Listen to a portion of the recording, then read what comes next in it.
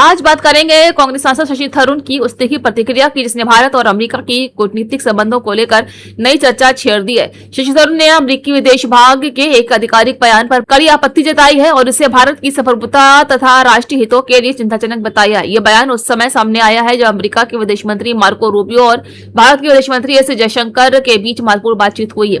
बातचीत के बाद जारी किए गए अमेरिकी बयान में कुछ ऐसे शब्दों का इस्तेमाल किया गया है जिस पर भारत में राजनीतिक और कूटनीतिक बहस शुरू हो गई। शशि थरूर ने कहा है कि अमेरिका की ओर से जारी बयान में इस प्रकार की भाषा का प्रयोग किया गया है वो बेहद चौंकाने वाला और दुखद है। उनका कहना है कि भारत एक स्वतंत्र और संप्रभु राष्ट्र है और किसी भी अंतर्राष्ट्रीय मुद्दे पर उसकी अपनी स्पष्ट और स्वतंत्र नीति होती है। थरूर ने संकेत दिया है कि अमेरिकी बयान में भारत की भूमिका को जिस तरह प्रस्तुत किया गया है वो पूरी तरह से संतुलित नहीं है लगता। उन्होंने कहा है कि भारत के विदेश मंत्रालय की ओर से जारी जानकारी और अमेरिकी बयान के बीच अंतर दिखाई देता है जिससे कई सवाल खड़े होते हैं।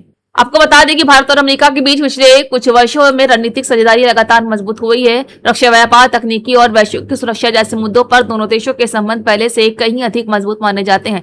ऐसे में किसी भी आधिकारिक बयान की भाषा को काफी महत्व दिया जाता है। विशेषज्ञों का कहना है कि अंतर्राष्ट्रीय कूटनीति में हर शब्द का अपना महत्व होता है और कभी कभी एक छोटी सी टिप्पणी भी बड़े राजनीतिक संदेश के रूप में ली जाती है। तो वही कांग्रेस सांसद शशि थरूर ने अमेरिका विदेश विभाग के एक आधिकारिक बयान पर अपनी कड़ी आपत्ति जताई है। इसके बाद भी AMIM सांसद असदुद्दीन ओवैसी का भी बयान सामने आया है।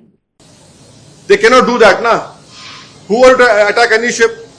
Was that an Iranian submarine? Was that an Iranian ship? Who is US to attack those ships? Number one, it is illegal to, what they have done is illegal according to international law. Have they taken the sanction of United Nations? No. Have they taken the sanction of, have the permission of their own Congress? No. Whatever US and Benjamin Netanyahu are doing are completely illegal. And they are responsible for all this havoc which they have created everywhere. And those people on that ship are pleading for help. You don't even help them. What kind of humanity is this? What kind of expression? All these loud claims of human rights which you want to preach to the whole world? Who are you to attack any ship? Please tell us. Who are you? Are you the world policeman to attack a ship? You have no right whatsoever according to the international law to attack any ship. Which you have done unfortunately and which has led to the death of Indians over there.